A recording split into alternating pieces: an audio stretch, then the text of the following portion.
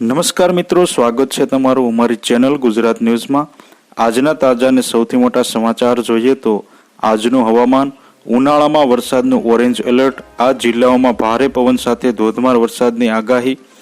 હવામાન વિભાગની આગાહી અનુસાર રાજ્યમાં આગામી 3 દિવસ ભારે વરસાદ પડે તેવી શક્યતા છે। કેટલાક વિસ્તારોમાં પવન ગાજવીજ સાથે કરા પડવાની આગાહી કરવામાં આવી છે। કચ્છ અને બનાસકાંઠામાં આજે અતિ ભારે વરસાદની આગાહી કરવામાં આવી છે। રાજકોટ, મોરબી, સુરેન્દ્રનગરમાં પણ ભારે વરસાદ પડે તેવી શક્યતા છે। અરવલ્લી, મહીસાગર, પંચમહાલ અને દાહોદમાં પણ માવઠાની શક્યતા છે।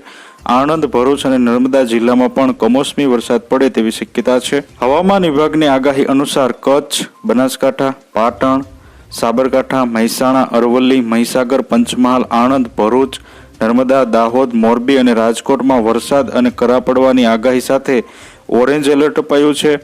ઉત્તર ગુજરાત, મધ્ય ગુજરાત અને સૌરાષ્ટ્રના કચ્છના કેટલાક વિસ્તારોમાં તેજ પવન સાથે ભારે વરસાદ પડવાની પણ આગાહી હોવાથી ઓરેન્જ એલર્ટ જારી કરાયું છે।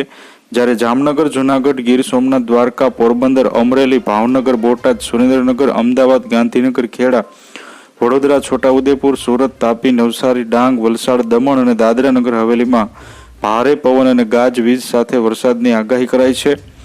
અમદાવાદમાં ગાજવીજ સાથે હળવાથી મધ્યમ વરસાદની આગાહી છે।